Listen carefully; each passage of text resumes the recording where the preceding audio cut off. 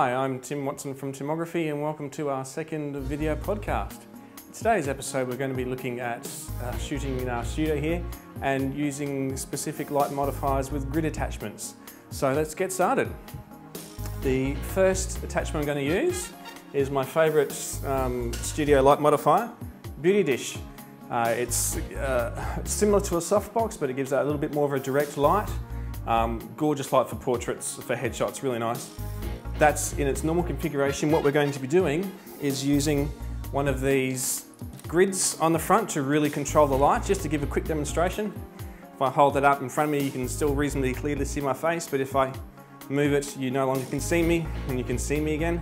It does the same effect with the light. It just puts it out in one beam, if you like, really tight focus on the light, really nice effect. The second light setup we're going to use is still using the Beauty Dish, but we're going to introduce a second light onto the back of the model to give her a rim light across her hair, shoulder and down her arm. Just give a bit of separation from the background. It's a really nice highlight or catch light effect as well. Also with a very tight grid spot on it. The grid is very, very close together on that, so it will give it even more of a focus beam because I don't want the light spilling anywhere else in the frame. And the final light we'll be using on the third scenario is we're going to introduce this grid spot onto the backdrop. The grid on this one isn't quite, the honeycomb isn't quite as tight as it is on the rim light for the model. So it'll give us a little bit more of a spread, but still very controlled light on the backdrop, but will still fade to black very quickly to the edge of the frame. It's a really nice effect. We're going to be triggering the strobes with our Bowen's pulsar radio triggers, which we'll show in a future episode in a little bit more detail. And we're going to also introduce the white ball card, which I mentioned in our last blog post, for setting the white balance, and we'll go into that in more detail later on as well. So that's it, let's get started. Okay, welcome back to our podcast here. We've got our first lighting scenario ready to go. Just a single overhead light. We've got the Beauty Dish set up on a boom stand. We have got the grid reflector on there, so it's going to be producing just a really nice tight beam of light. So we've got our model here, Tani. Would you like to join us? Hello. So as you can see, the light is really nice and soft on Tani's face. And the light does fall off quite quickly down to her feet will actually be quite dark into the frame. There'll be a nice halo of light on the backdrop and the edges of the backdrop will go quite dark, which is a really, really nice effect. We're shooting tethered here in the studio with my 24-70, and the camera settings are about shutter speed is 1/25 at f8. So let's get started.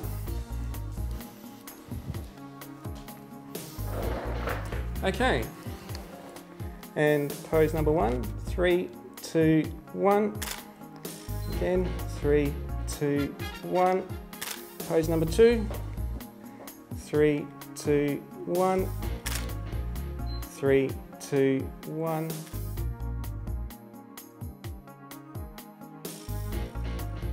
Last pose, 3, 2, 1.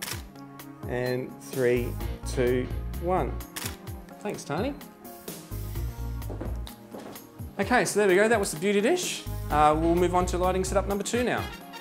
Okay, and here we go with lighting setup number 2. We've still got our Beauty Dish above the model. We've introduced this kicker light behind, that will be behind Tani. It'll put a really nice highlight on her shoulder and through her hair. So Tani, if you'd like to come in and join us again. There we go, so I don't know if you can see that, but there is actually, you can see the shadow that my hand is making. There's a nice rim light on Tani. The camera settings haven't changed. That light is also metered at f8, so it won't blow out too much. And we're going to take a wide ball reference shot now as well, which we'll explain in a later podcast. So Tani, if you'd like to hold it under your chin and I'll take a reference shot. Thank you very much. And focus, 3, 2, 1. Thank you very much. I'll just take that from you again. Okay, and we'll take some shots. So, pose number 1. And 3, 2, 1. Stay there. 3, 2, 1. Pose number 2. 3, 2, 1. One more. 3, 2, 1. And lucky last. 3. That's fine. 3, 2, 1. And last one. 3, 2, 1. Okay, thank you very much. Stay there. Okay, so we'll move on now to the final light setup. We'll be with you shortly. For our final lighting setup, we still have the beauty dish and the kicker light or rim light on Tani, but we've introduced this backdrop light, which is going to put a nice rim or circle of light on the backdrop. What I've also had to do is adjust the angle of the beauty dish. It was pointing at an angle like this down, so we were getting a nice circle of light behind Tani just from that light. But I've pointed this more downward so it doesn't spill onto the backdrop, and this leaves that light to produce its own highlight on the backdrop. So Tani, if you'd like to jump in and we'll take the last lot of photos. Okay, and that's great. Pose number 1. 3, 2, 1. Stay there. 3, 2, 1. Good. Pose number 2. Great. 3.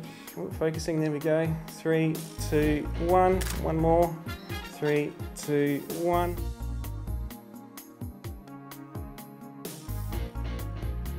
Last pose. That's great. 3, 2, 1. And one more. 3, 2, 1. Awesome. Thanks, Tani.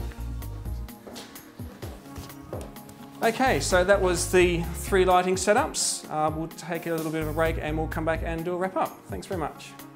So there you go. That's my favourite way to light the studio at the moment, using the beauty dish. Really plain, simple, elegant light on its own, or by adding the rim light or kicker light and the backdrop light. You can really easily get some really nice variations and still tight, controlled lighting setup with the grids.